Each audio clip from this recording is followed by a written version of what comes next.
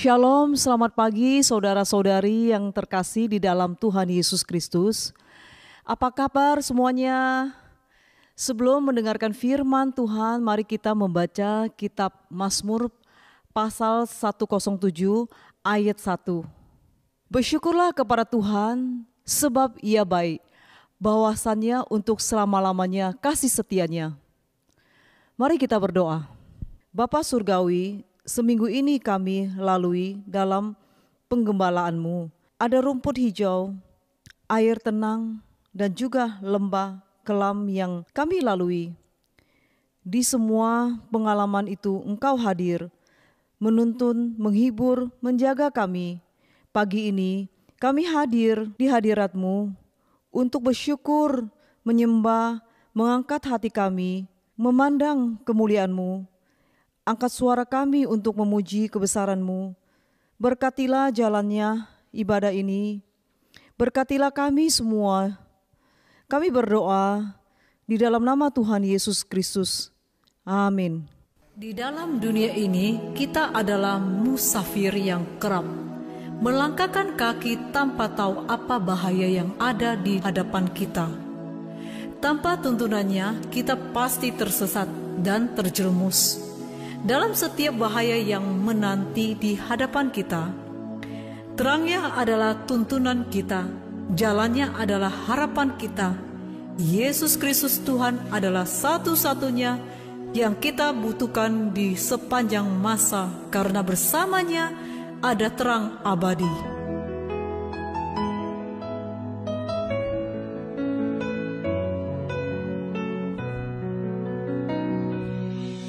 Jika aku berada dalam kesesakan, Engkau mempertahankan hidupku ini, dan tangan kanan-Mu menyelamatkan aku.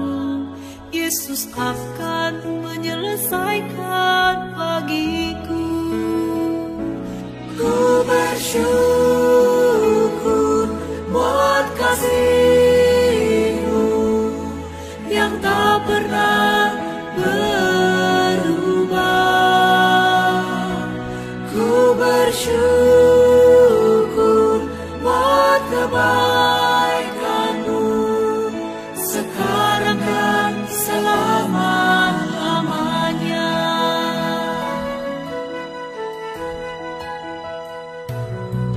Jika aku berada dalam kesesakan, Engkau mempertahankan hidupku ini, dan tangan kanan-Mu menyelamatkan aku. Yesus akan menyelesaikan bagiku. Ku bersyukur buat kasih-Mu yang tak pernah berubah. Ku bersyukur buat kebaikan-Mu sekarang dan selama-lamanya. Ku bersyukur buat kasih-Mu yang tak pernah berubah. Ku bersyukur buat kebaikan-Mu sekarang dan selama-lamanya. Sekarang dan selama-lamanya.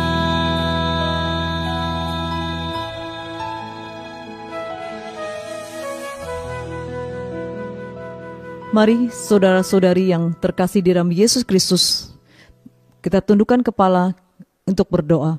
Bapa kami yang di sorga, dikuduskanlah nama-Mu, Datanglah kerajaan-Mu, jadilah kehendak-Mu di bumi seperti di sorga. Berikanlah kami pada hari ini makanan kami yang secukupnya, dan ampunilah akan kesalahan kami, seperti kami juga mengampuni orang yang bersalah kepada kami. Dan janganlah membawa kami ke dalam pencobaan, tetapi lepaskanlah kami daripada yang jahat, karena Engkau yang punya kerajaan dan kuasa dan kemuliaan sampai selama-lamanya. Amin. Mari kita membaca pengakuan iman rasuli.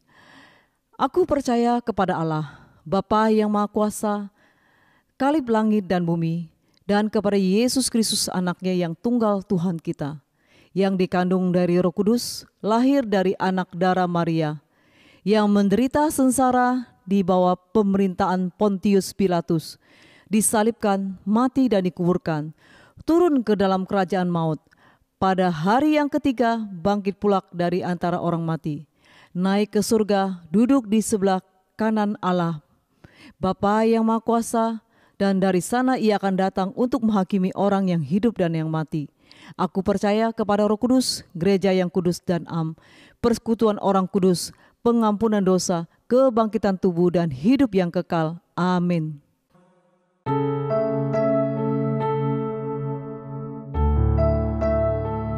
Salam, selamat pagi saudara-saudara kasih Tuhan. Pada pagi ini kita kembali beribadah kepada Tuhan. Kami akan mendengar sabda firman Tuhan. Mari kita berdoa. Bapa kami surga, terima kasih pada pagi ini kami mau mendengar sabda firman Tuhan, dan Roh Kudus pimpin kami, membuka hati kami, pikiran kami untuk kami mengerti setiap firman yang kami dengar. Dan kuasa Roh Kudus menyertai hamba-Mu, bibir hamba Tuhan pakai untuk menyampaikan setiap kebenaran-Mu. Berfirman kepada kami siap untuk mendengar. Kami berdoa di dalam nama Tuhan Yesus Kristus. Amin. Saudara-saudara kasih Tuhan, pada pagi ini tema khotbah kita adalah kalau Tuhan tahu Yunus lari, kenapa tetap memilihnya? Nah, saudara-saudara kasih Tuhan, pada hari ini kita akan mendengar firman Tuhan. Kalau kita memanggil seseorang pekerja, tentu ingin yang taat, rajin, yang bisa diandalkan. Tetapi Tuhan justru memilih Yunus, seorang nabi yang kabur dari panggilan.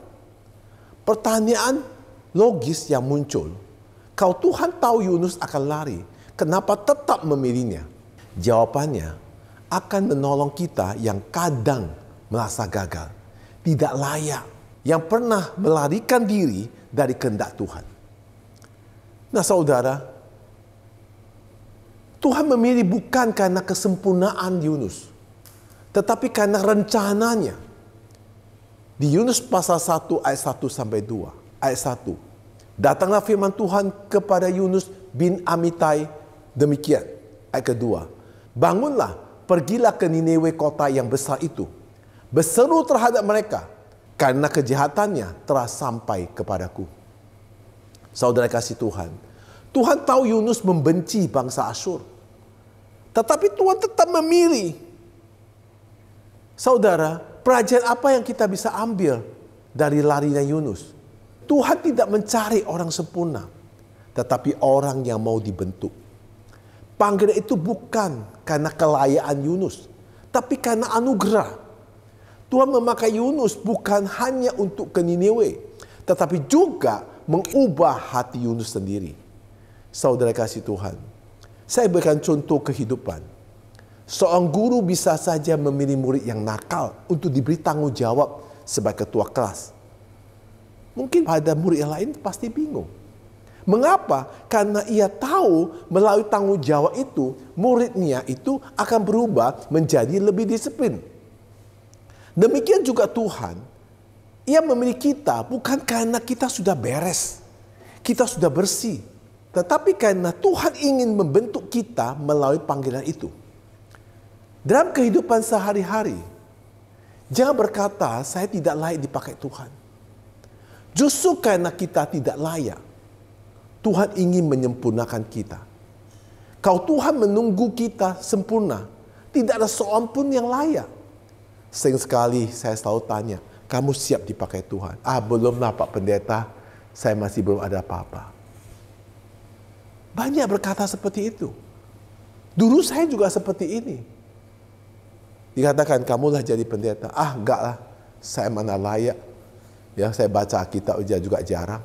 Nah, Saudara, saya mengalami prosesnya itu. Ada rencana Tuhan yang membentuk saya. Begitu juga Tuhan ingin membentuk saudara. Jika saudara dipanggil, bukan saudara layak, tetapi saudara yang tidak layak ini mau disempurnakan Tuhan. Nah, saudara kasih Tuhan, Tuhan memakai pelayanan kita untuk tujuan yang lebih besar. Yunus pasal 1 ayat 3 sampai 17. Mari kita baca. Tetapi Yunus bersiap untuk melarikan diri ke Tasik, jauh di hadapan Tuhan. Ia pergi ke Yafo dan mendapat di sana sebuah kapal yang akan berangkat ke Tasik. Ia membayar biaya perjalanan, lalu naik kapal itu untuk berlayar bersama-sama dengan mereka ke Tasik, jauh dari hadapan Tuhan. Ayat keempat, tetapi Tuhan menurunkan angin ribut ke laut, lalu terjadilah badai besar, sehingga kapal itu hampir terpukul hancur. Ayat kelima, awak kapal itu menjadi takut, masing-masing berteriak-teriak kepada Allahnya. Dan mereka membuang ke dalam laut segala muatan kapal itu untuk meringankannya. Tetapi Yunus telah turun ke dalam ruangan kapal yang paling bawah dan berbaring di situ, lalu tertidur dengan nyenyak. Ayat ke-6, datanglah nakoda mendapat sambil berkata, bagaimana mungkin engkau tidur begitu nyenyak? Bangunlah, berserulah kepada Allahmu. Barangkali Allah itu akan mengindahkan kita sehingga kita tidak binasa. Ayat ke-7, lalu berkatalah mereka satu sama lain, mari kita buang undi, supaya kita mengetahui karena siapa kita ditimpa oleh malapetaka ini. Mereka membuang undi dan Yunuslah yang kena undi. Berkatalah mereka kepadanya, beritahukan kepada kami kepada siapa kita ditimpa oleh malapetaka ini. Apakah pekerjaanmu dan dari mana engkau datang? Apa negerimu dan dari bangsa manakah engkau? Ayat 9. Saulnya kepada mereka, aku seorang Ibrani. Aku takut akan Tuhan, Allah yang mempunyai langit, yang telah menjadikan lautan dan daratan. Ayat 10. Dan orang-orang itu menjadi sangat takut lalu berkata kepadanya, apa yang telah kau perbuat? Sebab orang itu mengetahui bahwa ia melarikan diri jauh di hadapan Tuhan. Hal itu telah diberitahukan kepada mereka. Ayat 11. Bertanya mereka, akan kami apakah engkau? Supaya laut menjadi reda dan tidak menyerang kami lagi. Sebab laut semakin bergerolak. Ayat ke-12. Sahutnya kepada mereka, angkatlah aku, campakkan aku ke dalam laut, maka laut itu akan menjadi reda dan tidak menyerang kamu lagi. Sebab aku tahu bahwa karena akulah badai besar ini menyerang kamu. Ayat 13. Lalu berdayunglah orang-orang itu dengan sekuat tenaga untuk membawa kapal itu kembali ke darat. Tetapi mereka tidak sanggup, sebab laut semakin bergerolak menyerang mereka. Ayat 14. Lalu berserulah mereka kepada Tuhan, katanya, ya Tuhan, jangan kiranya engkau biarkan kami binasa karena nyawa orang ini, dan janganlah engkau tanggungkan kepada kami darah orang yang tidak bersalah. Sebab engkau, Tuhan, telah berbuat seperti yang kau hendaki. Ayat 15. Kemudian mereka mengangkat Yunus lalu mencampakkan ke dalam laut, dan laut itu berhenti mengamuk. Ayat 16.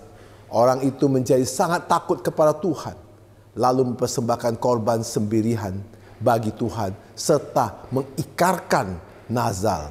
Ayat ke-17. Maka atas penentuan Tuhan datanglah seekor ikan besar yang menelan Yunus, dan Yunus tinggal di dalam perut ikan itu 3 hari 3 malam lamanya. Saudara kasih Tuhan, pelajaran apa yang bisa kita ambil? Pertama, kegagalan kita tidak bisa membatalkan rencana Tuhan. Bahkan pelayanan kita bisa dipakai Tuhan untuk menyatakan kuasa-Nya. Saudara bisa melarikan dari masalah. Saudara bisa melarikan diri untuk mengasingkan diri. Bisa aja. Tetapi ingat, semua rencana Tuhan tidak bisa dibatalkan. Karena Dia berdaulat, Dia punya kuasa. Kehendak Tuhan pasti terlaksana, meskipun kita mencoba menghindari. Rencana Tuhan tetap akan jadi, walaupun saudara mencoba untuk menghindari semuanya. Maka saudara kasih Tuhan, Yunus tidak bisa lari. Karena kalau Tuhan sudah panggil, tak ada satupun orang bisa menghadangnya. Saudara-saudara kasih Tuhan, saya akan berikan contoh seorang pemuda Kristen yang pernah lari dari panggilan melayani. Ia memilih bekerja di luar negeri, sibuk mengejar uang, mengejar profesi, mengejar kedudukan. Tetapi justru di sana ia bertemu teman-teman dari berbagai bangsa yang belum kenal Kristus. Lewat hidupnya, mereka mulai mendengar Injil. Dan ia sadar, meskipun ia lari dari Tuhan, Tuhan tetap bisa memakai dia di dalam pekerjaannya. Sehingga orang-orang bisa mendengar Injil yang dia sampaikan. Nah saudara-saudara kasih Tuhan, maka dari itu jangan menyerah bila kita pernah gagal atau lari. Jika ada masalah apapun yang kita hadapi, percaya kepada Tuhan. Dan berserah kepada Tuhan. Jangan menyerah. Walaupun kita pernah lari, walaupun kita pernah gagal, Tuhan bisa menembus kegagalan kita menjadi berkat bagi banyak orang lain. Saudara kasih Tuhan, Tuhan memilih Yunus karena ia ingin mengajar Yunus dengan belas kasihan. Di Yunus pasal 4 ayat 1 dan 2. Ayat 1. Tetapi hal itu sangat mengesalkan hati Yunus. Lalu marahlah ia. Ayat kedua. Dan berdoa ia kepada Tuhan. Katanya, ya Tuhan, bukankah telah kukatakan itu ketika aku masih di negeriku? Itu sebabnya aku dahulu melarikan diri ke Tasik. Sebab aku tahu bahwa Engkaulah Allah yang pengasih dan penyayang, yang panjang sabar dan berlimpah kasih setia serta yang menyesal karena malapetaka yang hendak ditatangkannya. Saudara kasih Tuhan, mengapa Tuhan tetap pilih Yunus? Karena hati Yunus itu keras. Tuhan ingin melembutkan hati Yunus dengan cara pribadinya. Tuhan ingin Yunus belajar apa artinya mengasihi musuh. Walaupun Yunus tidak suka Niniwe, tapi Tuhan tetap mengirim Yunus ke Niniwe supaya dia belajar untuk mengasihi musuh. Pelajarannya masih relevan bagi kita.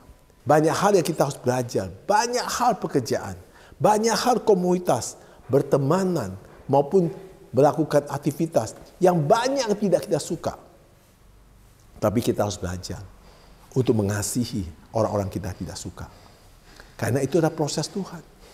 Proses panggilan Tuhan bukan hanya tentang kita pelayanan keluar ke sana ke sini, tetapi juga transformasi di dalamnya gereja yang kita melayani. Saudara-saudara kasih Tuhan, pelajaran yang dapat kita ambil adalah Tuhan ingin Yunus belajar melihat orang dengan mata kasihnya.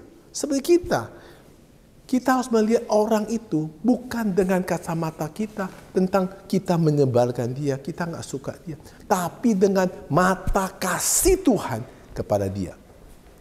Tuhan tidak hanya mengubah kota Niniwe, tapi juga mengubah hati Yunus. Panggilan adalah proses transformasi batin, bukan hanya tugas di luar. Saudara kasih Tuhan, saya berikan contoh kepada saudara-saudara. Ada orang yang sangat sulit mengampuni keluarganya, yang pernah menyakitinya. Tetapi Tuhan justru memanggil dia melayani di bidang konseling keluarga-keluarga. Awalnya dia tolak, dia merasa tidak sanggup karena dirinya juga tidak bisa mengampuni orang. Bagaimana dia konseling orang? Tapi Tuhan punya proses, melalui proses itu ia belajar mengampuni. Dan akhirnya menjadi alat Tuhan bagi banyak pasang hidup diberkati.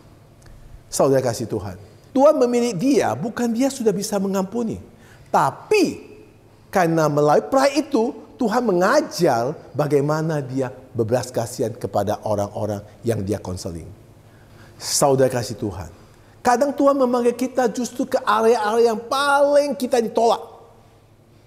Pernahkah saudara pergi ke rumah orang tapi saudara ditolak? Pernah nggak saudara berkomunikasi kepada satu komunitas, saudara ditolak? Bagaimana? Saudara pasti akan pulang. Tetapi justru itulah Tuhan mau proses hati kita. Supaya hati kita diubah seperti hati Kristus. Bagaimana Yesus? Apa Yesus tidak pernah buat sesuatu yang memberkati orang? Selalu Yesus memberkati orang. Dimanapun Yesus selalu mengasihi orang. Justru dia ditolak oleh orang-orang Farisi. Dia ditolak banyak orang. Tetapi Tuhan tetap mengasihinya. Waktu Yesus disalibkan, dia berkata, ampunilah mereka. Mereka tidak tahu apa yang mereka perbuat. Nah saudara-saudara kasih Tuhan. Perajaan untuk kita. Kalau Tuhan tahu saya sering gagal, kenapa ia tetap memanggil saya? Karena dia melihat potensi rencana kekal yang lebih besar dari kelemahan saya.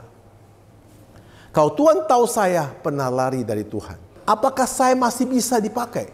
Ya. Sama dengan seperti Yunus. Sama seperti Musa. Musa juga lari. Tidak mau dipakai Tuhan, tapi Tuhan yang memakai Musa. Petrus. Tuhan memberi kesempatan kedua pada Petrus juga. Waktu Petrus menyangka Yesus 3 kali. Kedua kali Yesus bangkit. Yesus menjumpai Petrus. Apakah engkau mengasihi saya? Petrus mengatakan, ya aku mengasihi engkau. Gembalakan domba-dombaku. Nah kalau Tuhan tahu saya keras kepala, kenapa dia tidak milih orang lain saja? Karena Tuhan ingin membentuk hati saya melalui perjalanan iman. Supaya kita bisa melihat bagaimana Tuhan yang berkarya dan anugerah Tuhan yang berkarya dalam hidup kita. Bukan karena kita bisa, karena Kristus yang membuat kita bisa. Nah saudara-saudara kasih Tuhan, kesimpulan khotbah hari ini, jadi kenapa Tuhan tetap memilih Yunus padahal dia tahu ia akan lari. Pertama, karena panggilan bukan soal kesempurnaan kita, tapi semua rencana Tuhan. Kedua, karena bahkan pelarian kita bisa Tuhan pakai untuk rencana Tuhan yang lebih besar. Ketiga, karena Tuhan ingin membentuk hati kita agar mengerti belas kasihannya. Saudara, kalau hari ini kita merasa saya tidak layak, saya sudah gagal, saya sudah pernah lari, ayo kita ingat Yunus. Tuhan tetap memilih dia dan Tuhan tetap memilih kita. Mari kita berdoa. Bapa kami surga, terima kasih Tuhan. Walaupun kami sering sekali mengatakan kami tidak layak untuk jadi pelayan. Kami tidak layak untuk menjalankan amanah agung-Mu. Kami tidak layak untuk menyampaikan Injil. Kami tidak layak dipakai-Mu. Tetapi justru karena kata tidak layak ini, Engkau mau pakai kami. Karena Engkaulah yang bisa membentuk kami, membentuk karakter kami, hati kami, pikiran kami yang tidak mengerti. Melalui Roh Kudus, Engkau mengajar kami untuk melihat bagaimana caranya Tuhan untuk membimbing kami, untuk merepresentasi seperti apa yang Tuhan inginkan kepada kami. Tuhan tahu bagaimana caranya, kita tidak tahu, tapi kita belajar untuk mengikuti apapun rencana Tuhan. Mentaati semua rencana Tuhan, mengikuti perintahnya, maka kita akan terbentuk oleh Tuhan dari hati kita seperti Tuhan Yesus Kristus. Kami berdoa di dalam nama Tuhan Yesus Kristus. Amin. Saudara kasih Tuhan, kalau Tuhan tahu Yunus lari, kenapa tetap memilih dia? Saudara, kalau Tuhan tahu saudara yang keras kepala, saudara hati yang keras, kenapa saudara tetap Tuhan mau pilih? Karena Tuhan sayang kepada saudara. Tuhan mengasihi saudara. Tuhan ingin bentuk saudara. Tuhan ingin memproses saudara menjadi hati yang lemah lembut, mengasihi, yang punya cinta yang kepada semua orang yang belum mengenal Tuhan Yesus Kristus. Siaplah dipakai Tuhan, jalankan proses ini, Tuhan akan selalu menyertai saudara. Seperti Yunus, Tuhan pakai dia dengan 1 kali dia berkata ke Niniwe, 1 kota Niniwe bertobat. Tuhan Yesus memberkati.